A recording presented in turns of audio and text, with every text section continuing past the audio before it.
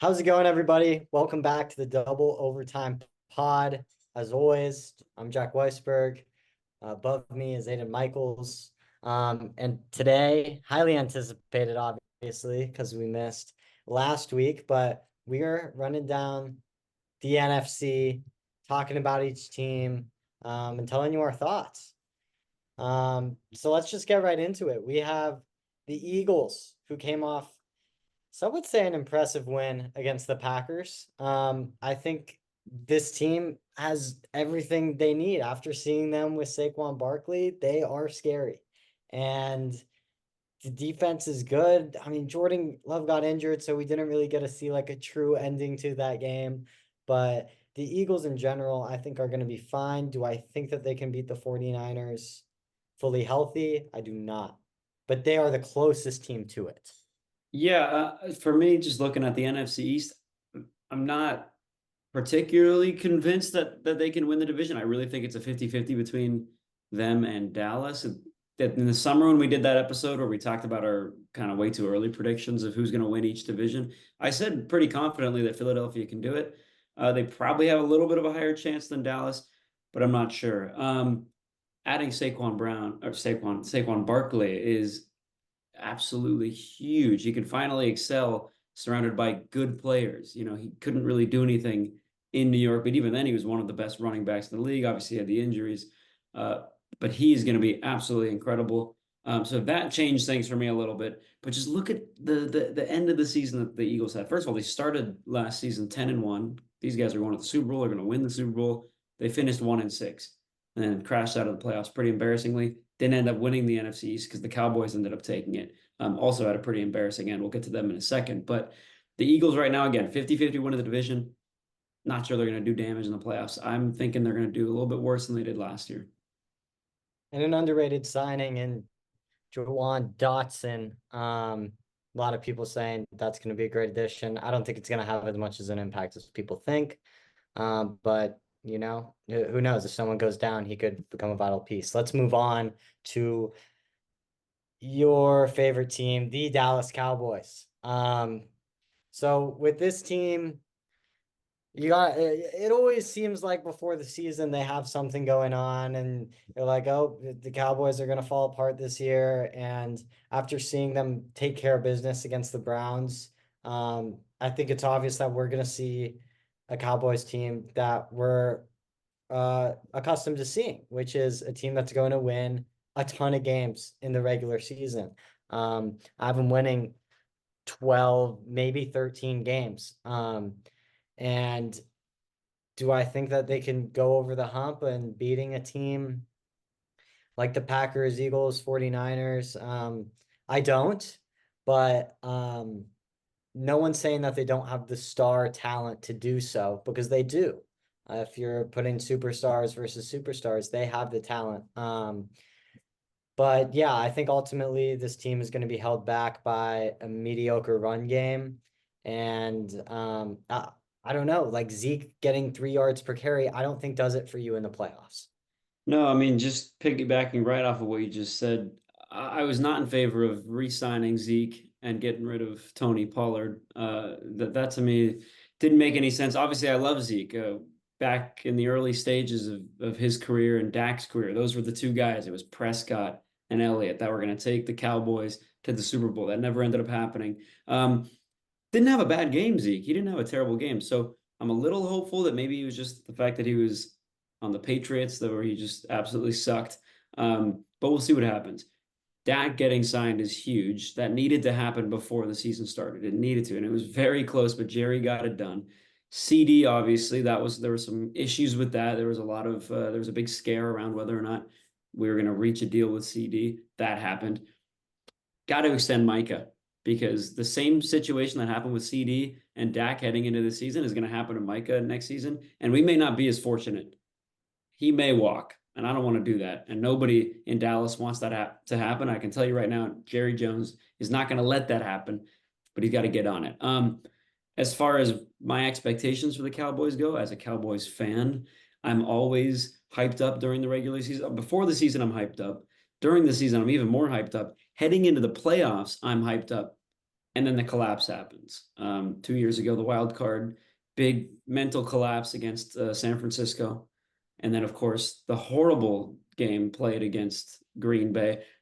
I go to Wisconsin. I'm talking trash all week long to all my friends. And I don't talk trash about sports too often because karma can get me. But I'm like, oh, the Cowboys are winning. All my friends are Packer fans. You guys suck. You guys are gonna win. I tried to turn my phone off during the game because it was getting hard to look at. I was just getting absolutely flamed, which is totally fair because the Packers manhandled the Cowboys. Ferguson being out for a little while, that's not great. They said he could play. He's got an MCL sprain, I think. So it's a little risky. You don't really want to play a guy on that, but at the same time, you kind of need him. Anyway, the bottom line for Dallas is, listen, this is Dak's year to prove that he's worth the money. He's now what the highest, it's the highest or biggest deal in NFL history. It's a lot of praise for Dak, and Jerry, got out his pocketbook and gave him all the money that he can ever imagine. Dak needs to prove that he can take this team to a Super Bowl and win championships, because making it to the playoffs, having a good season and winning your division, it's not going to do it. It's not going to do it, but we will see. Yeah, and you lose a guy like Tony Pollard, and we were reminded what he could do this weekend, getting a touchdown for the Titans, looking pretty elusive like his old self.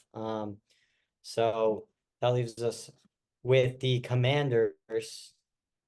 I like this team's roster. I really do. I think that they just kind of have a long way to go. They got Jaden Daniels, they got Terry McLaurin, and then it kind of falls off from there. I haven't really checked in on their usage of Austin Eckler, but I don't think that had much anticipation of being used a lot this season. I just don't really think they're in the mindset of winning games, and they shouldn't be. They should be focused on getting a low draft pick and surrounding Jaden with a bunch of talent. Yeah, I mean, listen, the Commanders aren't going anywhere in this division anyway. And like you said, it takes time. Obviously, you're not going to get your guy. It's very rare you get your guy and instantly make an impact. Um, the thing is, and this is a very hot take, I'm a big USC fan, right? And I know it's been 1 week, so I'm just throwing this out there. So don't come at me right now, Jack. I'm just throwing it out here. Is there any way that the Bears are going to regret not picking Daniels at number one? Absolutely. Okay. Yeah, I think that's very possible. Obviously, in week one hindsight, you're like, Caleb didn't have a good week. Jaden had his struggles, but looked pretty good.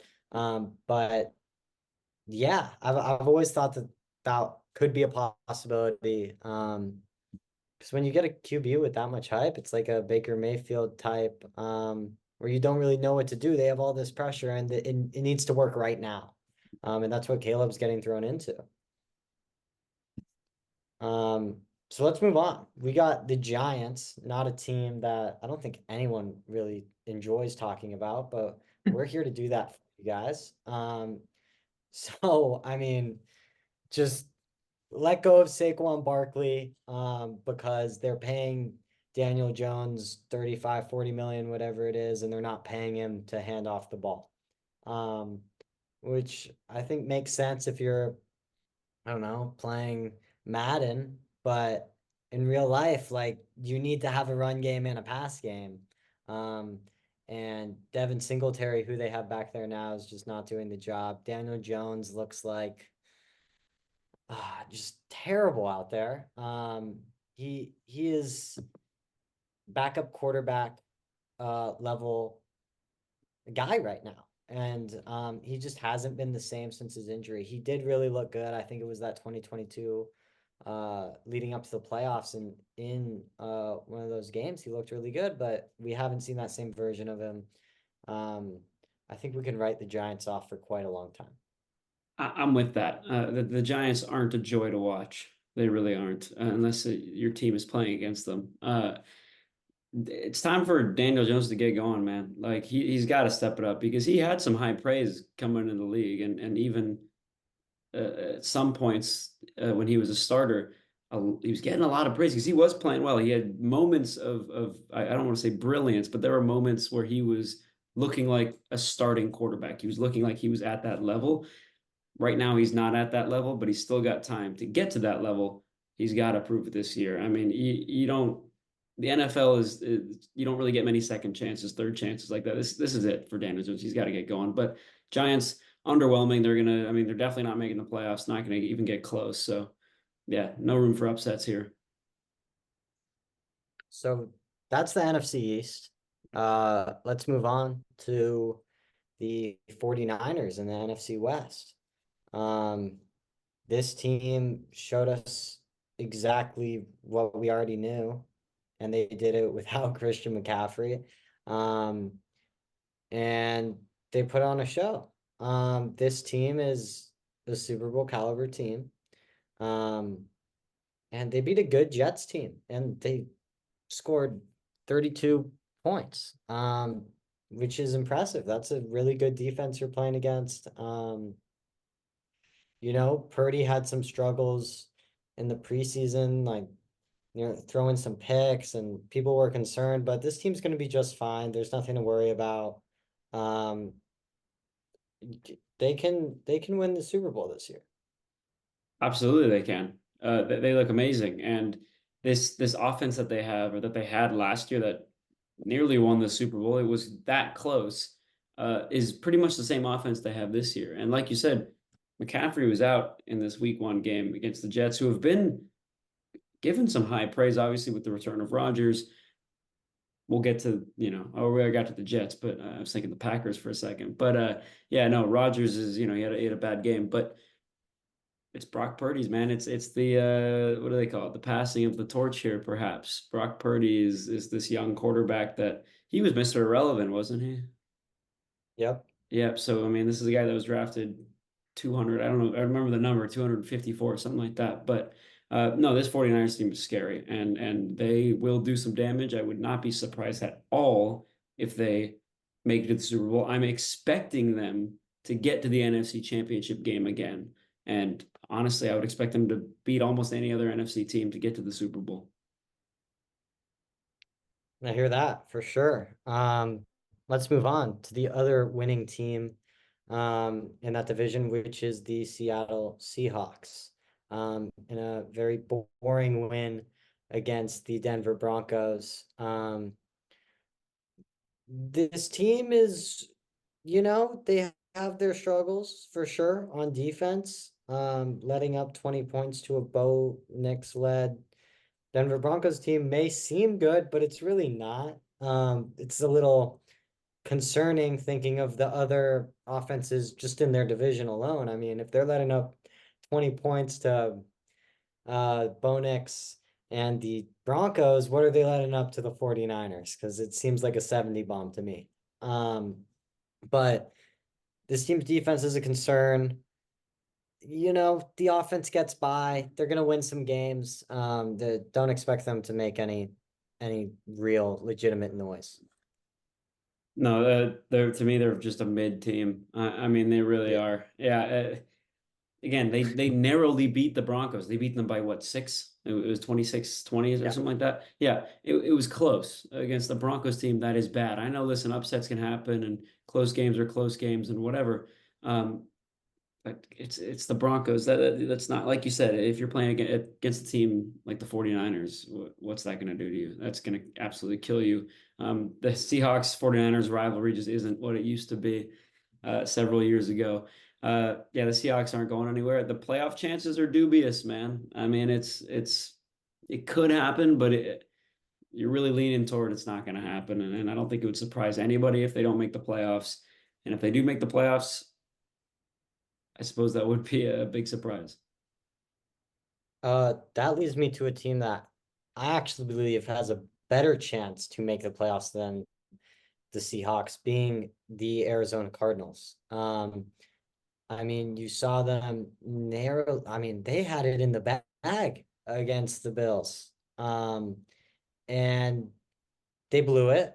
But you look at the box score, Marvin Harrison had 1 catch for 4 yards. That's your X factor.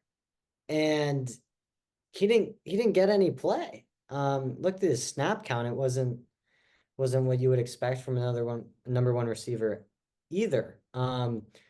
But James Conner looked good. The offense was rolling when it was rolling, and then all of a sudden it was the Josh Allen show. Um, and the question is, how long can the Cardinals keep it the Kyler Murray show? And we've seen that be extremely effective with a guy like D Hop. And how can you replicate that with a guy like Marvin Harrison? Yeah, I think my mindset, along with many others going into this season, is there's a lot of excitement surrounding the fact that we're going to get to see Kyler Murray and Marvin Harrison Jr. play some football together. But like you said, one catch for 4 yards is just not going to do it. That's not going to cut it for the Arizona Cardinals. That is a team that has some potential. They could sneak into the playoffs if they can get going. They put up a good performance, but you got to find Marvin Harrison Jr. That's your guy. That's your guy. He's coming out of college as one of the best college players in the country. And he's either, I don't know. I don't know if it's an issue with him or if it's an issue with they're just simply not throwing him the ball. He's not getting open, perhaps. But once they connect, then we can start talking about the Arizona Cardinals. But right now, they're just not there yet. Agreed. So let's move on to a team that we can talk about, Los Angeles Rams. Um,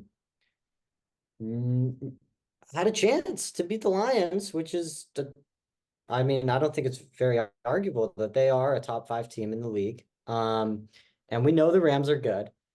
Um, but you had the Puka injury. Um, and it's just hard to see this Rams team go through the whole season and have healthy games. We really haven't seen it in a while, whether it's Aaron Donald going down, Matthew Stafford, Cooper Kupp, now Puka. Um, I'm worried for this team. I think that they can win a playoff game. Absolutely. They have the talent to do it, but um, I think that the journey there is going to be just treacherous. Yeah, for me, I could flip a coin right now and heads or tails. They make the playoffs, they don't. It's to me, it's 50-50. Again, they looked pretty good against the Lions, a team that were minutes away from going to the Super Bowl last year. But Puka Nacua, a guy that he broke out like Cooper Kupp did the season prior to that last season. And now he's hurt, and McVay's not really giving anybody anything of how long he's going to be out for. He says he's unsure. I'm sure he has a vague idea, but he's not going to put that out there just yet. Uh, we hope that Puka Nacua can get back as soon as possible because I think it's going to be very difficult for this Rams team to truly succeed without him. You do have other players around this Rams offense that can get things going, but Puka Nacua is going to be a key component to this squad. So he needs to get healthy. That's the one big issue. You can't be truly successful without him. Yeah, and they just placed him on IR earlier this week. So it's going to be a while till he sees the field again. Let's move on to the NFC North. We got the Vikings. Um, Sam Darnold, he looked good. Justin Jefferson seemed pretty happy about it too. This is not what I really expected from this Vikings team, looking like I guess I should have. Sam Darnold is a veteran. He's played good games before. And the team looks juiced. I mean, Aaron Jones out of the backfield looked like Green Bay Packers 3 years ago, Aaron Jones. And we know the Vikings defense is stout and that they're going to get stops when it counts. And if you have guys that can go get touchdowns like Aaron Jones, like Justin Jefferson, and when TJ Hawkinson comes back, this team is going to be scary. Can they make the playoffs? It's tough. But they looked good.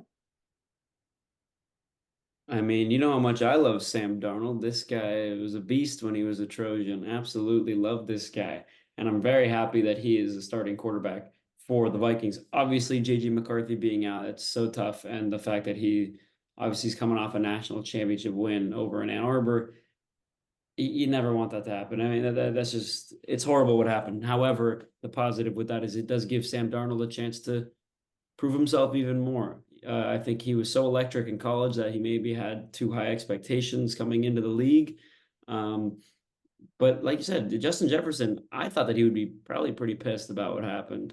He probably gets pretty excited to play with JJ McCarthy, gets that big deal, whatever. It's working out so far, I think. You get the glimpse of what happened in the preseason and then in week one. Aaron Jones, great for my fantasy team, by the way. I don't really know much about fantasy football, but I'm pretty sure he's on my team, and I'm pretty sure he carried me to victory this week. But anyway, enough about that. Yeah, I don't have much to say about the Vikings other than it is a shame about JJ McCarthy, but Vikings fans shouldn't be too sad about it because Sam Darnold is going to be pretty good. Moving on. I touched on this earlier, but the Lions are a top five team in this league. It can't be debated. They have all the stars at the major skill positions. Yes, I'm calling Jared Goff a star. Um, and and, and the defense is legit. We saw them play a really well coached Rams team this weekend, and they ended up winning the game. There was no doubt that whole time that the Lions were gonna end up winning the game. At least for me, going into overtime, it was even if the Rams get the ball, they're getting a stop. Um, so I think for that to then come to fruition, the win, I mean, this team can truly win the Super Bowl. Um, the question is, can they beat the Chiefs? But this team is as good as they get in the NFC. Yeah, and you always wonder with teams like this, like the Lions, who hadn't won a playoff game in what, 30 years, I think. And the performance that they put in last year was absolutely incredible. But you do wonder with some of these teams, sometimes teams will get to that point and never reach it again. So I do have that at the back of my head as was last year, the Lions' year, was that their year to capitalize on such a great season? Who knows? I think it could be very similar. The game, like you said, you had no doubt that the Lions were going to beat the Rams. I had a little bit of doubt. It wasn't as they didn't breeze by them as much as I expected. I wasn't particularly convinced.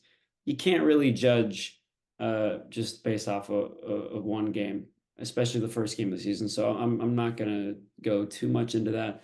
But I wasn't thoroughly convinced that this is a Lions team that can beat the Chiefs because at the end of the day, you win your division, cool. That's fine. You win a playoff game, great. Doesn't matter. But the team like the Lions, they now have these expectations. Before it was just make it to the playoffs and win a game. You'll do something that no Lion has done in 30 years. The fans would be thrilled. But now the fans have gotten a taste of what it's like to be that close to a Super Bowl. So those are the expectations. Is you got to win the NFC Championship game and you got to go beat the Chiefs and stop this three-peat from happening.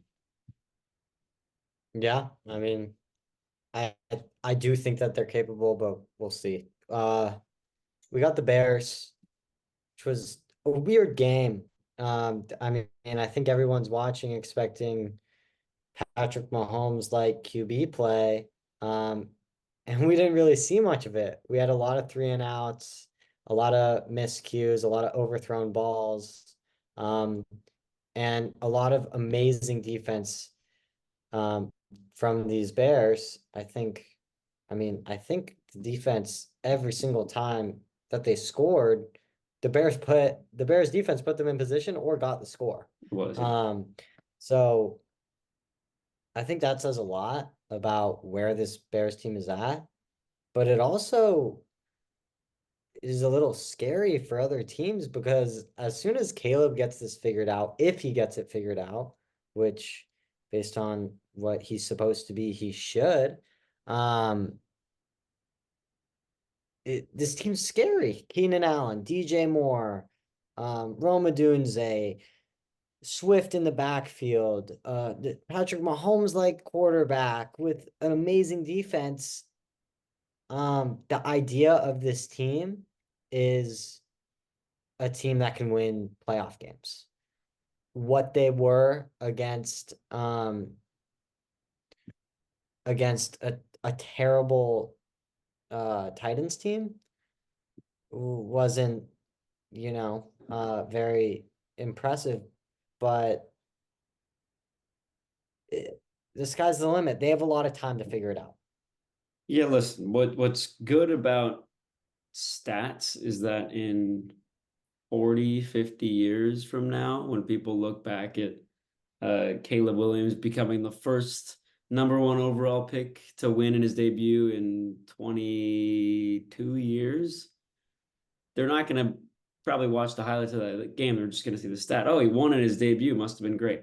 Wasn't a good game by any stretch for Caleb Williams. But the Bears got the win, which means Caleb Williams does get the win.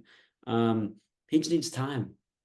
Caleb Williams, he's always going to have a place in my heart. He really is. I mean, Heisman winner for USC. Everyone's like, why did you really like they're retiring his number at USC? Yeah, they retire all the numbers of the Heisman winners at USC. That's why. Like, I mean, this guy gets hated on so much. And I know you hate on him a little bit, but I'm not just talking about you. I'm talking about everyone on social media hates on this guy because, of course, they're going to hate on the number one overall pick. And obviously, this game didn't help. But this guy was incredibly successful in college. He had a terrible defense, so that's not his fault. He just needs time. It's the NFL. He's not going to be, like you said, Patrick Mahomes level right away. He still has that potential. And I know I mentioned earlier about do the Commanders regret, or do the Bears, would they regret taking Caleb Williams over Jaden Daniels? Maybe. Again, it's one game in the season. Okay, who cares? The Bears are going to be good. They're not going to make the playoffs this year. They're definitely not making the playoffs this year. But in the next 2 or 3 years, Caleb Williams will carry this team to the playoffs, and eventually, maybe in 6, 7 years, this team could contend for an NFC title. And you never know if they could regret it because just looking at the year before, it was almost instantly that the Panthers regretted taking Bryce Young. So you never know what can happen. Let's move on to just a really sad story in Jordan Love and the Packers. Second last play of the game, and Jordan's knee just gets rolled up on. And it was a really scary moment. It was scary for me as a fantasy manager. I'm sure it was 10 times more scary for Packers fans. I also have him on my fantasy team, by the way. Oh, oh, you're right. Now we Yes, now you we do. can't make a trade anymore because he's hurt. So Yes. Um, this is a really good team, and it sucks that he had to go out in such a big game, and he's going to be out 4 to 6 weeks, which is really going to suck for this team. But I do think that they have the pieces to win 2 or 3 of the next 6 games, and with Malik Willis at quarterback, which is a really hard thing to do, winning games with Malik Willis at quarterback. But I do think that they're capable. They have a few gimmies, and I think that this team's going to figure it out, and that they're going to go back and beat the Cowboys in the first round again. I don't know what you're talking about. I don't know why you even needed to say that at the end there. Listen, the Packers will be fine. Obviously, right now, when Malik Willis is the starting quarterback, it's not going to be pretty. But like you said, if they can just win 3 of those 6 games that Jordan Love is going to be out for, and once Jordan Love returns, if he can play the way he's played, it's not a crazy injury. It's not one of those where it alters your career, where you come back and it's like, oh man, he was never the same. I know we don't know. I'm just saying in general, like he'll be fine. If he was out for the year, maybe it'd be tough. Okay, he's gonna get back. He's not gonna be playing for a whole year. He'll be fine. I think he'll be okay. Malik Willis, not ideal, but at the same time, you can't really judge his performance against Philadelphia because he did not know he was coming in. They're like, hey, Jordan's down. You got to get in. He was like, okay. He didn't expect it. Now, okay, now he's going to be going through practice as the starting quarterback. It's going to be a little bit different. Now, I will say this. I'm going to tread very, very lightly because I'm never ever going to cheer for anybody's injuries. I would never do that. It could be the player that I hate the most, and I would never, if they get injured, that's not, that can put that aside. So that's why I'm saying I'm treading lightly here because I do not want anybody to be injured. But there was a certain player who currently plays for the New York Jets named Aaron Rodgers. who went down with the Achilles injury in the first game of the season last year. And every Packer fan, a lot of my friends, and most Packer fans that I've seen, like in person and online, were cheering for it. Oh, yeah, thank God he shouldn't have left us. This is what he gets. This is karma. Saying this to a guy that brought them a Super Bowl. And I thought that was absolutely disgusting. And I hated that. I'm thinking you don't have to like the player. You don't have to like the decision that he made. You don't have to like some of the stuff that he says online. I know he says some crazy stuff about, some vax stuff. And I totally get that. He's kind of a strange guy, but you don't cheer for a guy's injury like that. He was tore his Achilles, was out for the season. And now I'm just seeing all these Packer fans crying about Jordan Love being hurt. And again, I don't want him to be injured, but it's like, this is karma. I feel zero sympathy for all the Packer fans. I feel sympathy for Jordan Love, but all these Packer fans, you guys deserve to be sad for a little bit because the way they were treating Aaron Rodgers and how rude they were being to a guy that brought them happiness, was disgusting. So I'm really mad at Packer fans right now, and I'm glad that they're going through it. I don't know what Packers fans are thinking, especially because that's a win-win. You got yourself an amazing quarterback. You have yourself a top six quarterback in many people's lists. And yeah, they should not be complaining at all. I do just want to remember that Malik Willis had one snap and was sacked once. So let's move Yeah, on um, to the Saints, real who quick. just put on a masterclass. Sorry, I Go just want to ahead. say one more thing about that one sack. Like, don't you feel bad for the guy a little bit? Like that's all they're showing on ESPN now is that one sack where he's scrambling and then they get him. It's like, That's his career highlights right there. I mean, come on, I feel so bad. Like the guy didn't know he was going in, and obviously, But yeah, it's terrible too because like his career stats came up and it was like 50 yards, zero TDs, three yeah, picks. And he comes out there first play and and gets he's sacked. It sacked. was It's storybook. he'll be fine. Um, Packers, you guys will be yeah, all he'll right. be fine. Let's talk about the NFC South Yeah. and an NFC South matchup that had the Saints showing the Panthers why a Division One team could beat them as well. Um, they won 47-10. Derek Carr looked like prime Aaron Rodgers. You had a bunch of the Saints playmakers looking absolutely electric. Um, I'm not overreacting to anything because Derek Carr teams are very one of two ways. They're gonna beat the shit out of the bad teams, or they're going to drop an egg. And this was one of those days where a Derek Carr team beat the shit out of a bad team. Um, and that's great. And a lot of Raider fans are like, "Oh my God, like if only we kept Carr, if only we kept Carr, like um yeah, like we probably would have been better if we were paying Carr the same amount as Minshew and O'Connell combined. And he was throwing it to Devontae without Josh McDaniels calling the plays. But um can never look back. And this team looks good. I like the Saints. I actually like them to win the division. Yeah, I have the Bucks winning that division, which we'll get to that team in a second. I've never really jumped on the hype of the Derek Carr train, mostly because any Raiders player I would just hate on because of you. So that I might be a little biased with that.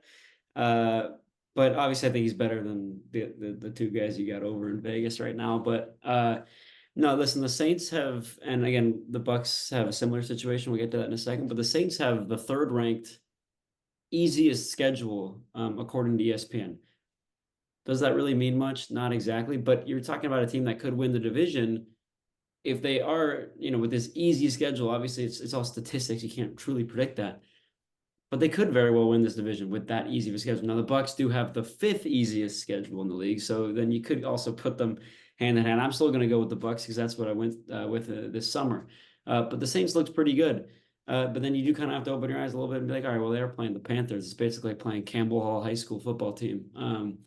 But listen, the Saints could do good stuff. Alvin Kamara, obviously, great running back. He still got it, I think, but we'll see. It's a division that I don't much care about, to be honest with you. Yeah, I don't think anybody does. But no, that's we bring you the content. So we're moving on to the Bucks here. Yeah, This is a really good team. We know that.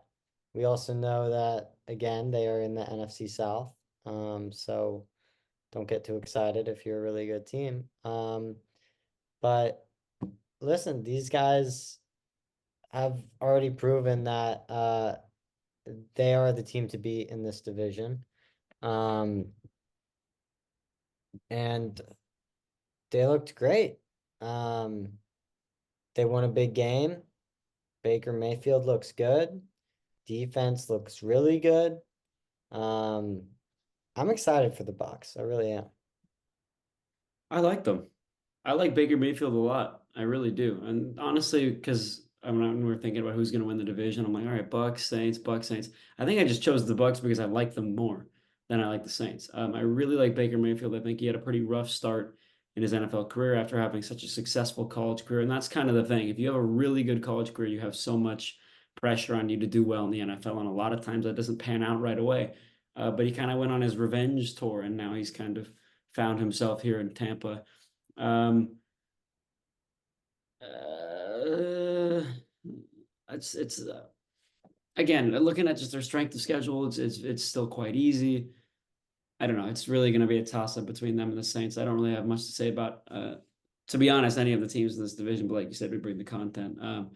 But we're just gonna have to see. I'm excited to see what Baker Mayfield can do. I can just offer my opinion on that, to be honest.